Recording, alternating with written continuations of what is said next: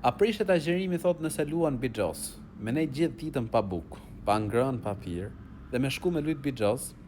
Shiko, ka njerëz të cilët nuk përfitojnë për agjerimit tyre vetëm se ndejtjen pa ngrënë dhe pa pirë. Ti po agjeron, mundohu me afru tek Allahu i lartësuar. Agjeruesi e ka një lutje të pranuar, lutet Zotin, o Zot, thy ma mundso, ti largohem çdo vesi të keq. Bixhozi është prej mëkateve të mëdha, e ka ndalu Allahu i lartësuar në Kur'an. Shkatron veten, shkatron familjen, pasurinë.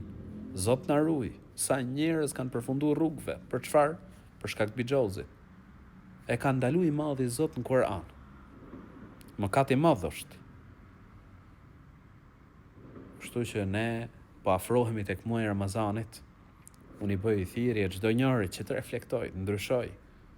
Të heqë dorë prej veseve të këqija, të kthehet tek Allahu i lartësuar me pendim të sinqertë, se Zoti i gjatësisë i do ata që pendohen. Allahu i lartësuar na tregon në Kur'an se i do ata që pendohen. Dhe le të jetë pra me prit këtë muaj me ndryshim, me përmirësim. Allahu e përmirësoft gjendjen tonë. Amin.